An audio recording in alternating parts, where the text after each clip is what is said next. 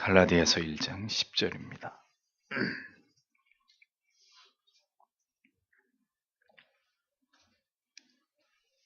같이 읽겠습니다. 이제 내가 사람들에게 좋게 하랴, 하나님께 좋게 하랴, 사람들에게 기쁨을 구하랴. 내가 지금까지 사람의 기쁨을 구하는 것이었다면 그리스도의 종이 아니니라. 아멘. 그리스도의 종이라는 제목으로 하나님의 말씀을 생각해 보겠습니다.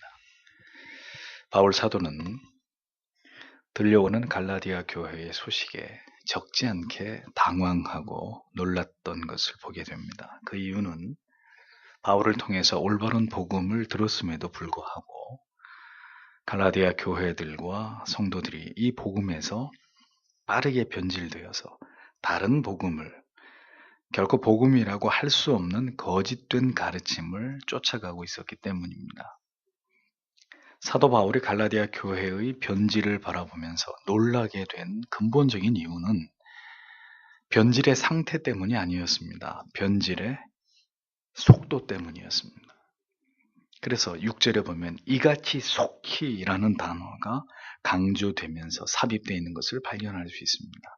이같이라는 단어는 현재 진행 중인 의미를 담고 있기 때문에 바울이 이 말을 하고 있는 지금도 갈라디아 교회 안에는 빠른 속도로 계속 복음의 변질이 진행되고 있는 상태임을 알 수 있습니다. 그러기에 사도는 당황하면서 깊이 그 마음의 실망감을 금할 수 없었던 그런 상황에서 이 서신을 써내려 가고 있었던 것을 알 수 있죠. 그리스도의 은혜 아래서 의로움과 구원으로 부르신 하나님의 그 부르심을 떠나서 빠르게 다른 복음으로 변질되어 가면서 배도하고 있었던 이 교회를, 성도를 바라보는 사도의 마음이 어떠했겠습니까? 아마도 정성을 다해서 먹이고 살을 찌우고 이렇게 돌보던 양떼가 순식간에 울타리를 넘어 들어온 늑대들에 의해서 물어 뜯기고 죽임을 당하는 것을 지켜보아야 되는 목자의 심정과 같지 않았겠는가 생각이 됩니다. 바울이 다른 복음을 전하는 자들에게 연이어서 저주를 선포했던 이유도 이 같은 어떤 복음을 변질시켜서 영혼들을 미혹에 빠뜨리고 있었던 거짓 사도들과 교사들에 대한 의로운 분노 때문이었습니다. 감히 예수 그리스도의 복음의 위대함과 아름다움을 멸시하고 다시 율법주의로 회귀시키는 바울이 어떤 사람들이라고 지칭하고 있는 이 거짓된 종들의 악행에 대해서 사도는 분노를 금할 수 없었던 것입니다. 문제는 이렇게 상당히 왜곡시키고 변질시킨 복음이 아닌 것을 복음이라고 우기고 또 허망한 율법주의 또한 복음이라고 이해하고 있었던 갈라디아 교회들과 성도들의 상황에 대해서 사도는 더욱 개탄하지 않을 수 없었던 것입니다. 복음은 하나밖에 없는데 어찌하여 내가 전한 예수 그리스도의 복음을 그대들은 순식간에 버리고 변절해버리고 다른 복음을 받아들이고 이렇게 그들의 신앙이 흔들리고 있다는 말이냐. 그래서 바울이 탄식을 하면서 이 말씀을 써내려갔다는 것이죠. 무엇이 올바른 복음이고 올바르지 않은 복음이 아닌 쓰레기 같은 그런 말 따위에 불과한 것인지 사도는 정확하게 그것을 알고 있었지만 지금 흔들리고 있는 갈라디아 교회와 성도들은 이것을 분명하게 구별하지 못하고 있었기 때문에 사도의 표현이 점점 더 과격해질 수밖에 없었고 이러한 상황에서 사도는 거룩한 흥분을 감출 수 없었던 것입니다. 그래서 두 번이나 연거푸 다른 복음을 전하는 자들에게 저주가 있을 것이라고. 저는 이 사도 바울의 심정이 충분히 이해가 되고도 남습니다. 왜냐하면 오늘도 다른 복음을 짓거리면서 많은 영혼들을 미혹하고 유린하고 있는 거짓 종들에 대한 어떤 치밀어 오르는 분노가 제 안에도 적지 않기 때문입니다. 지금도 올바른 신학과 교리가 없는, 올바른 성경에 대한 해석이 없는 곳에서 무엇이 복음인지 올바르게 알지 못한 채로 무엇이 올바른 참된 믿음인지 전혀 무지한 가운데서 허송세월을 보내고 있는 이런 교인들의 영혼을 생각하면 가슴이 답답해옴을 느낍니다. 사람들은 개혁주의와 청교도 신앙을 고수하는 목회자들이 왜 다른 교회와 목회자들을 비판하는지 좀처럼 이해할 수 없다고 또 이해하려고 하지 않습니다. 상관없습니다. 그런데 그렇게 하는 이유는 무엇 때문일까요? 이유는 단 한 가지입니다. 그것은 그들이 올바른 진리와 올바른 복음을 전하지 않기 때문입니다. 거짓된 진리와 변질된 복음을 가지고 오늘도 많은 영혼들을 끌어모으는 일에만 혈안이 되어 있고 그 영혼들을 모두 책임지지도 못하면서 많은 수의 성도의 수가 많은 대형 교회만을 지향하고 있는 이런 그들의 사악한 탐욕이야말로 참된 복음의 이름으로 정죄받아 마땅하기 때문에 비판하는 것입니다. 누구든 복음의 정신을 훼손하고 진리를 변질시키고자 하는 자들이 있다면 바울의 표현대로 저도 서슴없이 하나님의 저주가 그들에게 있을 따름이라고 경고합니다. 복음은 한마디로 치열함입니다. 모두를 그저 즐겁게 하고 기쁘고 형통하게 하고 그냥 좋은 게 좋은 것이라고 말하는 그런 것은 절대로 복음일 수 없습니다. 진리일 수 없습니다. 복음이 원하는 길은 그 복음이 원하는 길로 가도록 성도를 다듬고 훈련하고 연단하기에 결코 성도님들의 삶이 행복과 기쁨과 형통만으로 일관될 수 없습니다. 복음은 우리를 하나님의 사람으로 만들어가고 그러기 위해 필요한 우리의 인생의 모든 여정이기에 신자의 삶에는 반드시 고난의 굴곡이 있기 마련입니다. 그런데 어쩌자고 성도들에게 형통과 시온의 대로가 열리고 하나님이 복을 주시고 이런 얘기들만 일관하는 그것을 어떻게 복음이라고 얘기할 수 있냔 말이죠. 그러면 왜 사도는 이렇게 시급하게 갈라디아 교회들의 문제를 다루고자 했으며 서둘러 다른 복음에 미혹되고 있는 성도들에게 이같이 강력하게 돌이킴을 촉구하면서 다른 복음을 전하는 자들에게 저주까지 퍼부는 말을 서슴지 않았겠느냐 하는 문제를 생각해 볼 필요가 있습니다. 그때나 지금이나 복음이 아닌 것에 환호하는 자들과 복음이 아닌 것을 교회 안에 전하는 자들이 적지 않았기 때문입니다. 아무리 그렇다고 해도 사도가 사람들을 향해서 저주를 하는 것이 합당합니까? 이렇게 생각하시는 분들이 계실 수 있습니다. 다른 복음과 왜곡된 진리를 전하는 교회나 목회자들을 비판하는 것, 그거 너무 지나친 행위가 아닙니까? 이렇게 생각하실 수 있을 겁니다. 하지만 성경의 말씀을 보십시오. 그러면 내가 지금 사람들을 혹은 하나님을 설득하랴, 혹은 내가 사람들에게 기쁘게 하려고 하기를 구하랴. 만일 내가 아직도 사람들에게 기쁘게 하려고 애쓰고 있었다면 참으로 내가 그리스도의 종이 아니다. 흠정역은 이렇게 기록을 하고 있습니다. 좋게 하랴, 기쁨을 구하랴 라는 이 두 단어의 의미는 설득하다, 어떤 사람의 호의를 얻다 그런 의미와 또 찾다, 구하다 이런 단어들의 의미를 포함하고 있습니다. 따라서 이 말씀의 의미는 애써 노력해서 사람들의 호의를 구하거나 사람들을 기쁘게 하는 것을 시사하고 있습니다. 사도의 직무의 어려움이 그대로 드러나는 말씀이 아닐 수 없습니다. 사도는 하나님과 사람들을 동시에 즐겁게 할 수 없는 직분을 가진 자임을 오늘 성경이 말씀하고 있습니다. 하나님을 기쁘시게 하든지 아니면 사람들에게 애써 노력해서 그들에게 잘 보임으로 호의를 얻어서 사람들을 기쁘게 하든지 둘 중에 하나를 언제나 선택해야 되는 사람들이 바로 사도다라고 성경은 이야기합니다. 사도라면, 그가 진정한 그리스도의 종이라면 그는 언제나 하나님을 기쁘시게 하는 자여야 함을 바울은 분명하게 밝히고 있습니다. 적어도 하나님의 말씀을, 하나님의 뜻을, 올바른 복음을 전하고 참된 진리를 수호하고자 하는 자들이라면 사람들이 자신을 어떻게 생각하는지를 염두하고 그 사명을 감당하는 자가 되어서는 안 될 것이다 라고 말씀하고 있는 거죠. 하나님의 말씀을 가감없이 전했을 때 이 말씀에 누가 걸려 넘어지게 되고 시험에 들게 되며 마음에 깊은 찔림을 얻어서 교회를 심지어 떠나게 될지를 생각하지 않고 죄인들을 향한 하나님의 뜻을 올바르게 전할 수 있는 사람이라야 그가 참된 그리스도의 종이라고 불리우기에 합당한 자다라고 성경은 우리에게 분명하게 명시하고 있는 것입니다. 그래서 여러분 오해하지 말고 들으십시오. 어떤 의미에서 성도 여러분들의 영혼과 마음을 괴롭히는 자가 목사일 수 있음을 부인할 수 없습니다.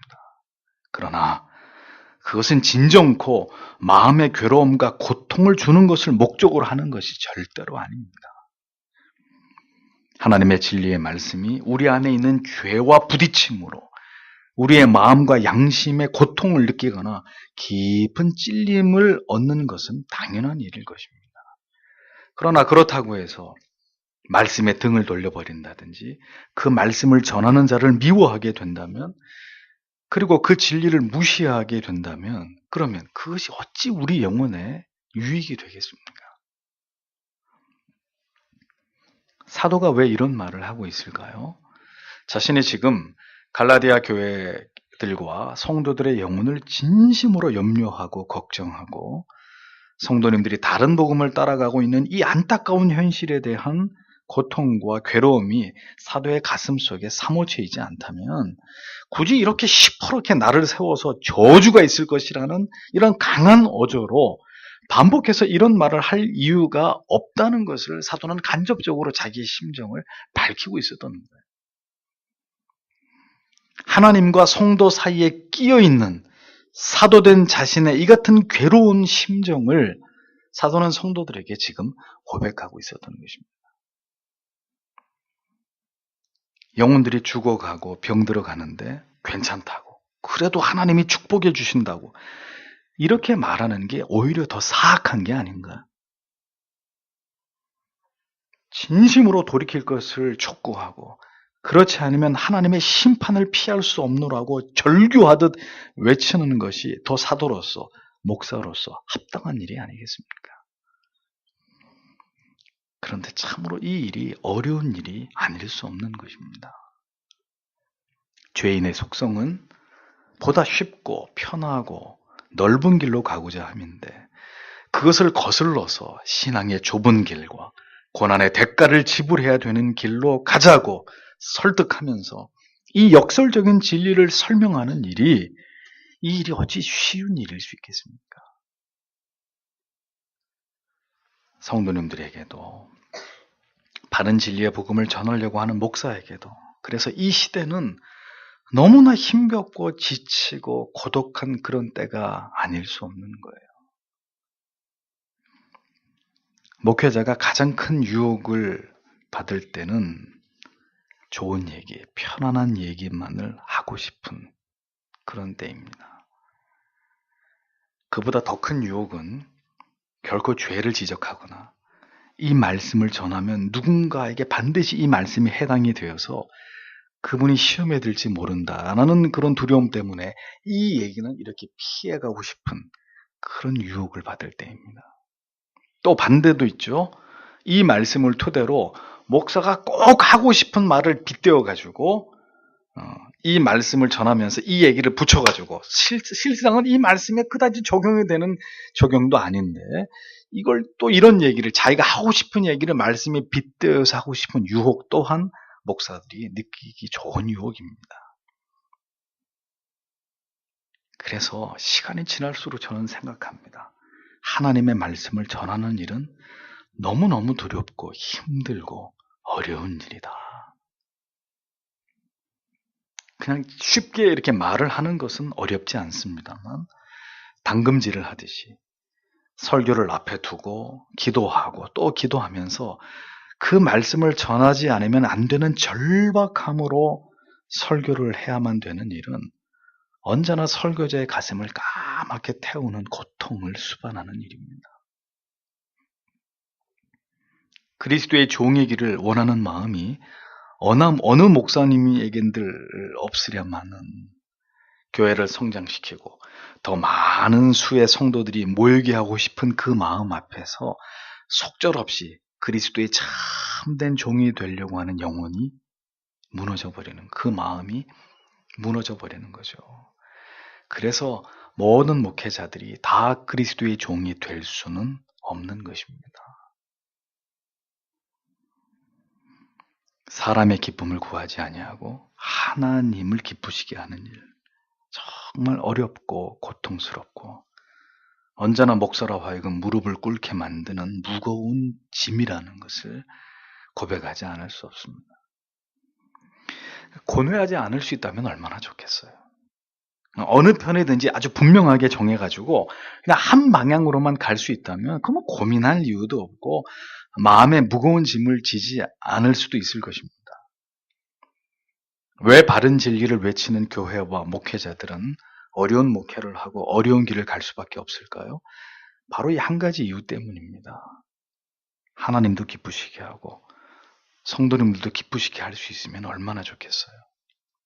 그렇게 되기를 학수고대하지만 이 세상과 이 세상에서 살아가야만 하는 우리의 삶이, 그리고 우리에게 한결같으신 하나님의 뜻과 요구가 점점 더 이러한 소망을 목회자의 마음속에서 요원하게 만들고 있는 겁니다. 이건 불가능한 일이구나.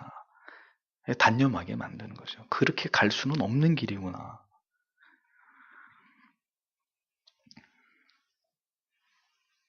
성도님들은 하나님 앞에 서시는 날까지 우리에게 주신 계시의 말씀에 근거해서 하나님을 알고 하나님의 뜻을 깨달아가는 일을 쉬지 않으셔야 합니다.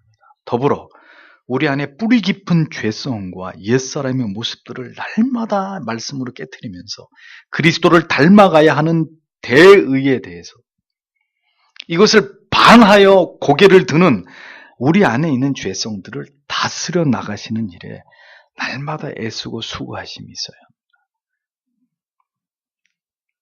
이것으로 우리는 하나님의 은혜를 힘입게 되는 것이고 경건의 능력을 배양하게 되는 것이고 세상에서 어떤 유혹이나 시험에도 흔들림이 없이 하나님의 뜻을 이루어가는 올곧은 신자가 되어져 갈 수 있는 것입니다. 이러한 신앙을 지키고 더 높은 하나님의 뜻을 깨달아가는 일에 하나님의 말씀을 통해서 신앙을 점점 더 상향 조정해 나아가는 역할을 맡은 자들이 누구냐? 목사들인 거예요. 그러니까 안주하고 싶은데 채찍을 들고 또 이 훈련을 시키는 트레이너가 운동선수들을 혹독하게 조련하듯이 자꾸 쉽고 편안한 길로 이렇게 내려가려고 하는 우리의 죄성들을 가지고 안 됩니다 하고 그걸 바투 잡고 더 높은 곳으로 끌고 올라가기 위해서 갖은 노력을 다해야 되는 사람들이 목회자들이라. 목사는 자신의 영혼을 다스려 하나님 앞에 언제나 도구로 쓰임받기 위해 노력해야 함과 동시에 끊임없이 진리의 말씀을 통해서 우리를 깨닫게 하시고 우리를 성숙케 하기를 원하시는 하나님의 뜻을 성도님들의 영혼에 전달해야 되는 사명이 있습니다. 목회자가 그저 성도님들의 안녕과 평안과 행복만을 위해서 기도하고 축복을 빌어주는 일만을 수행하는 그 책임만을 감당해야 된다면 맹세코 말씀드리건데 그것은 절대로 목회자에게 힘든 일이 아닙니다. 그건 사실 여러분들도 하실 수 있는 일입니다. 그러나 목회자의 그 이상의 직무는 성도로 하여금 하나님의 뜻을 깨달아 알게 하고 그 뜻을 쫓아서 복종하며 살아가도록 이끌고 이 세상에서 우리를 하나님의 자녀로 부르신 하나님의 뜻을 이루면서 하나님께서 받으시기에 합당한 영광을 올려드려야 될 사명을 가진 존재로서 성도님들을 세워가는 일입니다. 그것이 목사의 직무입니다. 목사의 직분의 어려운 점이 그래서 바로 여기에 있는 것입니다. 그냥 지금의 모습을 그대로 인정하고 그저 세상에서 풍요롭고 여유로운 삶을 살아가시도록 도와드리고 시리와 좌절에 낭망에 빠져 있을 때마다 위로해드리고 용기를 북돋아드리는 그런 일이 목회자의 직무의 전부라면 그건 두 다리 뻗고 할 수 있어요. 그 일은 절대로 어려운 일이 아니에요. 그러나 하나님을 대적하여 불신과 회의 가운데 거하고 때때로 육신의 게으름과 세상의 분주함 속에서 때로 세상의 치명적인 유혹 앞에서 신앙이 뒷걸음질 치게 될 때, 그러한 성도님들의 영혼을 말씀으로 붙들어서 그리스도로부터 멀어지지 않도록 견고하게 붙들어 매야 하는 일이 바로 목회자의 몫인 것입니다.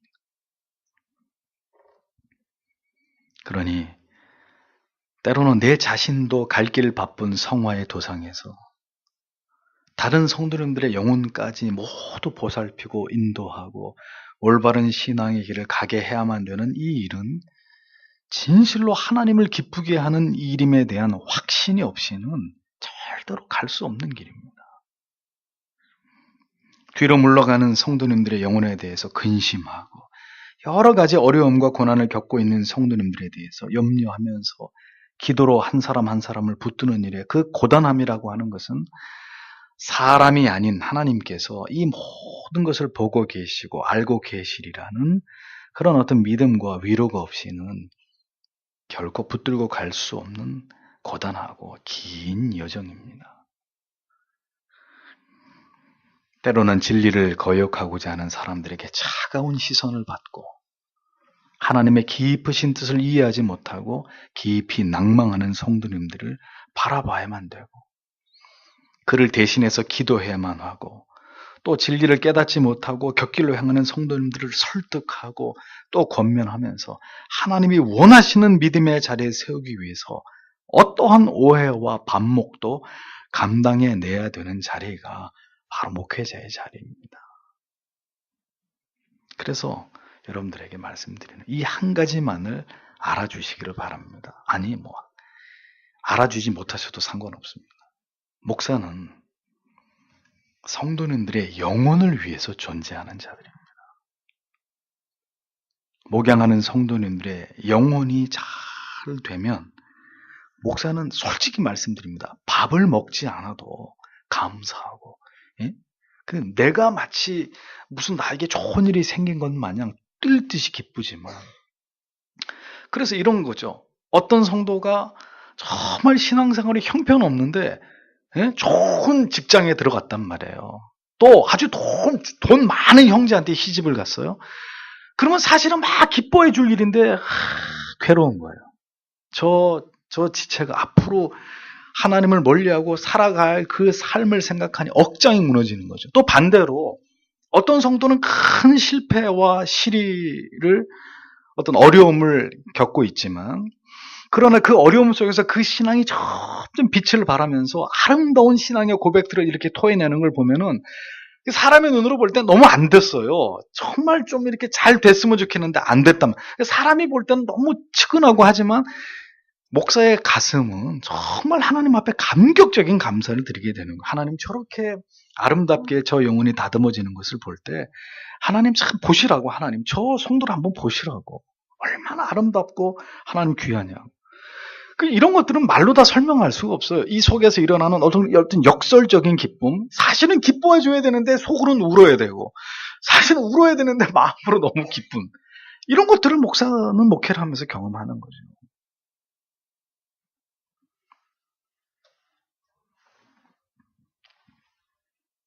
성도님들의 영혼이 잘 되면 그렇게 기쁘고 성도님들의 영혼이 하나님과 멀어지면 그 마음이 은혜의 자리에서 시들해지면 그 모든 책임이 나에게 있는 듯이 괴롭고 고통스러워해야 되는 사람이 목회자입니다.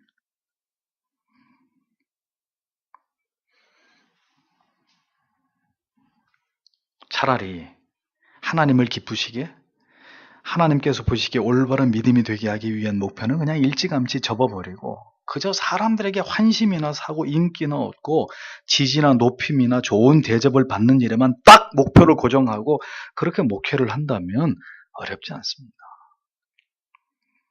언제나 항상 사랑, 축복, 용서, 격려만 계속 반복하면은 그건 뭐 어려운 일이 있어요. 하지만 하나님의 뜻에서 벗어나고 하나님의 계획에서 점점 멀어지는 성도님들의 영혼과 삶을 지켜보면서 부디 깨닫기를 그리고 부디 돌이키기를 바라고 기도하면서 말씀으로 훈계하고 또 기다리면서 인내해야 되는 일은 목사로 부름을 입은 신적인 소명이 없는 사람에게는 불가능한 일입니다. 소명이 없이 목회를 하니 교회에 구별된 물질을 자기의 주머니에다가 쏟아넣고 싶어지는 것이고, 여자 성도들이 자기 마음대로 주물러도 되는 성적인 대상으로 보이는 짓들을 서슴지 않게 되는 것이죠. 목사는 직업이 아닙니다. 결코 가지 않고자 하는 자를 불러서 하나님께서 가게 하지 않으면 갈 수 없는 길을 가게 하는 자들이, 그들이 가야 하는 길이 바로 목회자의 길입니다. 목사를 하지 않아도 그저 세상의 한 구석에서 나름대로 열심히 살아갈 수 있는 자들을 하나님께서 부르시고 영혼을 감당할 일을 맡기심으로 아버지의 마음으로, 아버지를 대신해서 영혼들을 진리로 이끌어 가도록 그렇게 세우신 자들이 바로 목회자들인 것이죠. 아버지의 마음이라는 게 어떤 걸까요? 사랑하고 격려하고 벗이 되어줄 때도 있지만 때로는 준엄하게 책망하고 매를 들어서 피멍이 드는 그 피멍이 드는 종아리보다도 더 큰 아픈 가슴으로 죄를 꾸짖으면서 하나님의 뜻을 외면하는 죄와 무지에 대해서 돌이키기를 촉구해야 되는 것이, 그것이 아버지의 마음이잖아. 그냥 언제나 인정하고 웃음 띤 얼굴로만 얼굴 잘한다, 얼굴 내 새끼, 얼굴 이쁘다, 뭐 그거는 누가 못하겠어요. 그 아버지 역할은. 그렇게 성도님들을 대하는 일은 절대로 어려운 일이 아니라니까요. 그러나 때로는 납덩이보다 더 무거운 가슴으로 하나님의 진노와 슬퍼하시는 마음을 굳은 얼굴로 피를 토하듯 호소하면서 설교해야만 되는 일들이 목사에게는 언제나 피하고 싶은 어렵고 힘든 일들이라는 겁니다. 온몸을 던져서 죄를 향해 달려가는 성도를 가로막아야 될 때도 있고, 실패의 아픔이 예견되는 길을 성큼성큼 걸어가는 성도들을 바라보면서 애타는 마음으로 그 실패한 자리에서 다시 일어설 힘을 주시기를 안타까운 마음으로, 때로는 미리 앞서서 저 길로 가면 어떻게 될지 뻔히 아니까 미리 앞서서 애타는 마음으로 그렇게 타들어가는 가슴으로 기도해야 되는 일을 감당해야 되는 것도 역시 목사의 자리입니다. 주 앞에 가는 그날까지 이 일을 잘 할 수 있을지 언제나 가장 염려가 되는 사람은, 죄송하지만 다른 성도님들이 아니고요, 목사가 바라보는 목사 자신이에요. 내가 이 일을 변질되지 않고 게을러지지 않고 타협하지 않고 이젠 좀 쉬운 길로 가자 하지 않고 나를 말씀 앞에 붙들어 세우고 끝까지 변질되지 않고 그 길을 갈 수 있을까? 때로는 내 자신을 내가 염려하면서 그렇게 바라봐야 되는 게 목사의 마음이라는 겁니다. 그래서 목사가 죄를 짓게 될 때 누가 아무도 나를 손가락질하는 사람이 없어도 목사는 한없이 슬퍼지는 거예요. 더 큰 자괴감에 빠져서 배나 더한 양심의 고통과 가책에 눌림을 당하는 것입니다.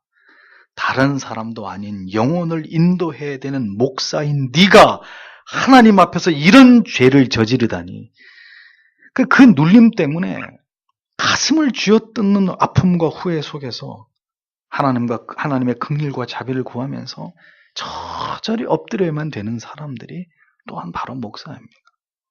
그것도 그렇게 목사의 일을 하려고 하는 사람들에게나 그런 것이죠. 그렇게 하는 이유가 뭡니까? 이유는 단 하나예요. 그리스도의 종이 되고 싶기 때문입니다. 사람들에게는 어떤 욕을 먹고 어떤 오해를 받게 되더라도, 심지어 모두가 다 떠나가고 아무도 설교에 귀 기울여주는 이가 없게 된다 하더라도 눈물 가득 고인 얼굴로 마지막 순간까지 진리만을 외치다가 언젠가 주님 앞에 서게 되는 그날, 잘하였도다, 참된 나의 종 아무개야, 그렇게 한번 주님께만이라도 인정받고 싶은 그런 종이 되고 싶기 때문입니다.